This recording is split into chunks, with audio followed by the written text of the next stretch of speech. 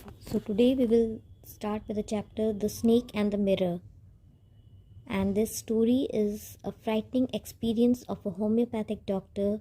He narrates his encounter with a snake in a frightening and humorous way. तो ये story एक homeopathic doctor के snake के साथ उसका क्या इनकाउंटर हुआ, उसका सामना जब स्नेक के साथ हुआ तो उन्होंने काफ़ी फ्राइटनिंग और डरावने बल्कि ह्यूमर ज़्यादा है इसमें, ह्यूमरस वे में, जिसमें बहुत मजाकिया ढंग से उन्होंने इस चीज़ को नरेट किया है। One night the doctor was sitting in his room and admiring himself in the mirror. तो एक रात डॉक्टर अपने रूम में बैठे थे और अपने आप को मिरर में निहारते हुए अपनी तारीफ़ कर रहे थे। Suddenly a snake falls on his shoulder and coils itself in his arm. तो अचानक से एक स्नेक जो है वो उनके कंधे पे गिर जाता है और उनके हाथों में अपने आप को कॉइल कर लेता है, यानी लपेट लेता है। Luckily the snake turns its head and looks itself into the mirror. तो लकीली क्या होता है, स्नेक जो है वो भी अपना सर घुमाते हुए देखता है और उसकी नज़र कहाँ पर पड़ती है, मिरर पे। The snake to view a closer look uncoils itself from the doctor's arm and moves closer to the mirror. तो स्नेक जैसे कि एक इंसान अपने को देख के खुश हो रहा है, तो स्नेक भी अचानक से अपने को क्लोज़र लुक देखना चाहता है कि वो कैसा दिखता है। ऐसा ये होम्योपैथिक डॉक्टर इन्होंने बहुत ही फ़नी अंदाज में इसको समझाया है। And he uncoils himself from the arms of the doctor and moves closer to the mirror. और अब क्योंकि उसको मिरर में अपने आप को नज़दीक से देखना है, इसलिए जो उसने अपने आप को डॉक्टर के हाथ में लपेट रखा था, थोड़ा सा वो जो पकड़ होती है वो ढीली करके वहाँ से हट के मिरर के पास चला जाता है। तो इस तरीके से डॉक्टर जो है उसको एक चांस मिलता है अपने आप को बचाने का और बचकर भागने का उनको मौका मिल जाता है। तो इसी बारे में ये चैप्टर है। So let's start the chapter. Has a snake ever coiled itself round any part of your body? A full-blooded cobra. तो जो ये डॉक्टर हैं, होम्योपैथिक डॉक्टर हैं, ये बोलते हैं कि क्या कभी स्नेक जो है तुम्हारी बॉडी के चारों तरफ लिपटा है?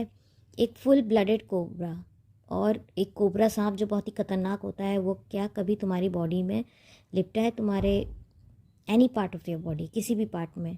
All of us fail silent. और जितने उनको सुन रहे थे इस बात को उन्होंने पूछा, तो सभी लोग एकदम शांत हो गए। The question came from the homeopath. तो अब ये स्टार्ट होती है स्टोरी। तो इसमें होम्योपैथिक डॉक्टर होते हैं। होम्योपैथिक डॉक्टर्स क्या होते हैं, जो होम्योपैथिक इलाज करते हैं। तो आपने देखा होगा छोटी छोटी वाइट कलर की मीठी मीठी गोलियां देते हैं वो। तो वो डॉक्टर थे। The topic came up when we were discussing snakes. और ये टॉपिक कब आया? जब हम लोग स्नेक्स के बारे में डिस्कशन कर रहे थे। We listen attentively as the doctor continued with his tale. और हम लोग बहुत ध्यान से सुनने लगे और वो अपनी बात बताने लगे। It was a hot summer night about 10 o'clock। तो रात के 10 बजे थे और गर्मियों का सीज़न था। I had my meal at the restaurant and return to my room. तो ये डॉक्टर बताते हैं कि मैंने रेस्टोरेंट में अपना खाना खा लिया था और घर वापस आया, रूम में वापस आया। I heard a noise from above, I open the door.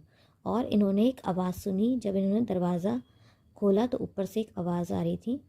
The sound was familiar one. और ये साउंड जो थी ये फैमिलियर थी, मतलब कुछ ऐसा नहीं था कि इन्होंने पहली बार ये आवाज़ सुनी हो। बहुत फैमिलियर, बहुत जानी पहचानी ये आवाज़ थी, बिकॉज डेली ये सुनते होंगे कहीं ना कहीं। One could say that rats and I shared the room.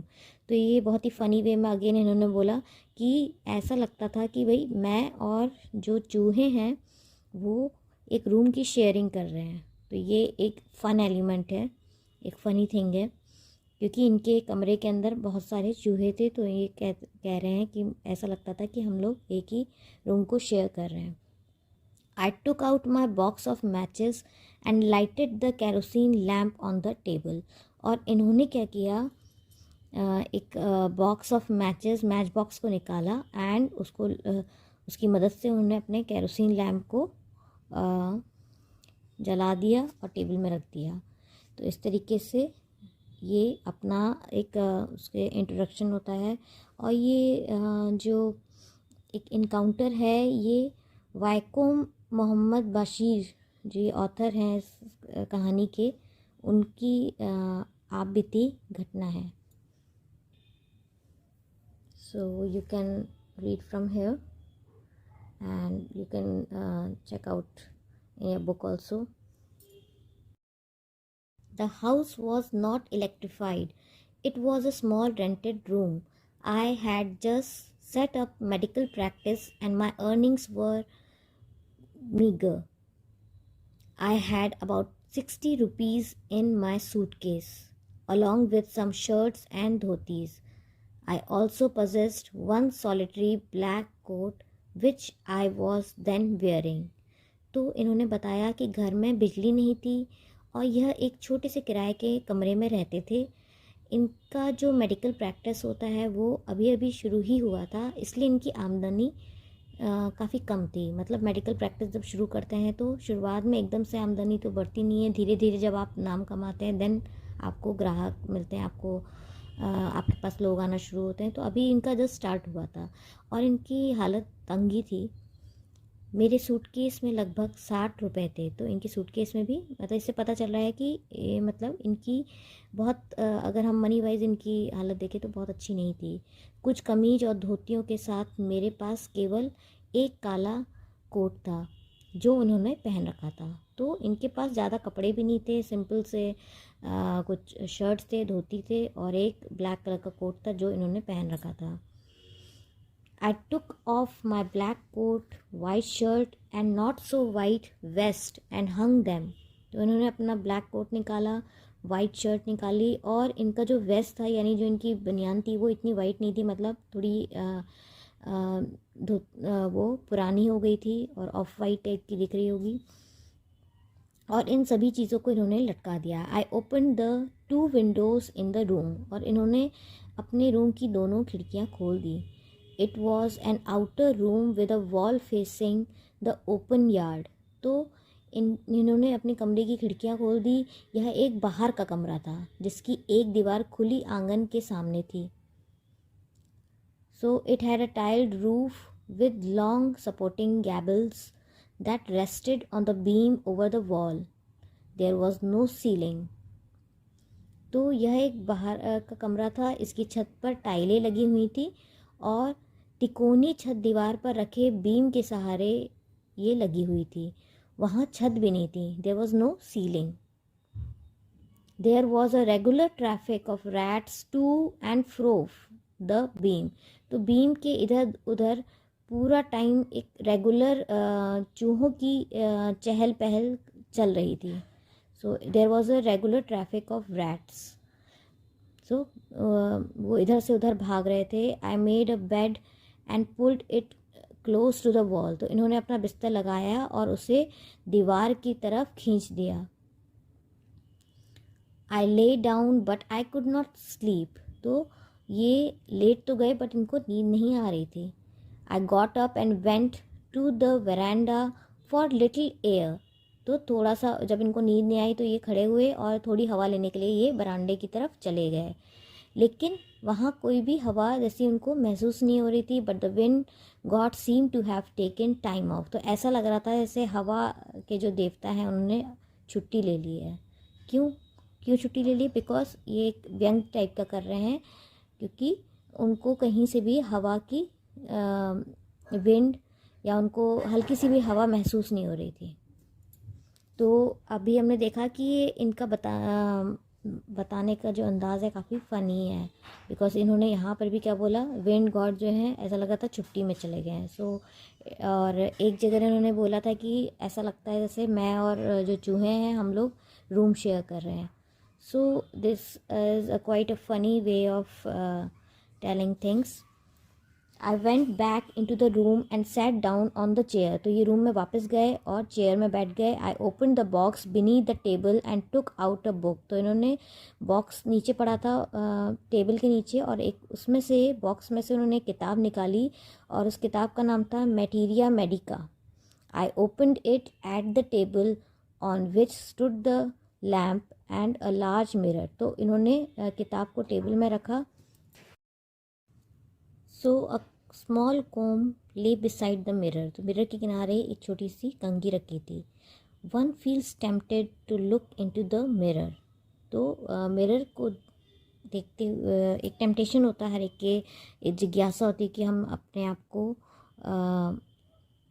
Mirror में देखें। हर किसी के अंदर होती है, किसी को भी आईने में देखने की लालसा होती है। आपने देखा होगा कई बार आप शीशे के बगल से जाते हो तो कहीं ना कहीं आपकी एक नज़र शीशे की तरफ पड़ती है, तो वही इनके साथ भी था। I took a look. In those days, I was a great admirer of beauty and I believed in making myself look handsome. तो इन्होंने एक क्लोज़र लुक लिया और उन दिनों ये बहुत ही ज़्यादा ब्यूटी के बहुत बड़े प्रशंसक बन गए थे, यानी सुंदरता के बहुत बड़े प्रशंसक थे और ख़ुद को सुंदर दिखाने में ये विश्वास रखते थे। So he believed in making himself look handsome. I was unmarried and I was a doctor. तो ये कहते हैं कि मैं कुंवारा था और मैं एक डॉक्टर था। I felt I had to make my presence felt. तो इनको लगता था कि मैं एक इम्पॉर्टेंट पर्सन हूँ बिकॉज मेरी अभी तक मैरिज नहीं हुई है, मैं अनमैरिड हूँ और मैं डॉक्टर हूँ, तो मुझे अपनी उपस्थिति का अनुभव करवाना चाहिए और उसके लिए मुझे अच्छा दिखना पड़ेगा, उसके लिए मुझे हैंडसम होना होगा। तो I picked up a comb and ran it through my hair and adjusted the parting so that it look straight and neat. Again I heard that sound from above. इनको लगा कि मुझे अपनी उपस्थिति का अनुभव करवाना पड़ेगा और उसके लिए मुझे अच्छा दिखना पड़ेगा, तो इन्होंने कंघी उठाई और अपने बालों में घुमाई। उसके बाद उन्होंने अपने बालों की मांग को अच्छी तरीके से सीधी और साफ़ सुथरी व्यवस्थित तरह से उसको बना लिया और अपने आप को निहारने लगे। उनको लगा कि हाँ, ये इस तरीके से अगर अपने आप को ग्रूम करते रहेंगे तो ये अच्छे दिखेंगे और लोगों का इनके ऊपर ध्यान जाएगा, अपनी उपस्थिति का ये अनुभव करवा सकते हैं। एंड ये चाहते थे that to make his presence felt. और तभी इन्होंने क्या आवाज़ सुनी, ऊपर से कुछ साउंड आ रही थी अचानक से, और जो साउंड एक जानी पहचानी साउंड थी। हम लोग को अच्छे से मालूम है कि ये आवाज़ किसकी थी, जिनके साथ वो कमरा शेयर कर रहे थे, यानी वो चूहे जो इधर से उधर भाग रहे थे। I took a close look at my face in the mirror. I made an important decision. तो इन्होंने एक अपने चेहरे को ध्यान से देखा मिरर में और एक महत्वपूर्ण फैसला किया। I would shave daily and grow a thin mustache to look more handsome. I was, after all, a bachelor and a doctor. तो मिरर में देखते हुए इनको ये ख्याल आया कि ये कैसे और हैंडसम लग सकते हैं, तो इन्होंने ये फ़ैसला लिया कि वो प्रतिदिन दाढ़ी बनाएंगे और ज़्यादा सुंदर दिखने के लिए एक पतली सी मूंछ उगाएंगे। तो इनको लगा कि आखिर मैं कुंवारा हूँ और एक डॉक्टर हूँ। After all I am a bachelor and a doctor. तो ये कहते हैं कि आखिरकार मैं एक बैचलर हूँ, मेरी अभी मैरिज नहीं हुई है, एंड मैं एक डॉक्टर हूँ, so I should look handsome.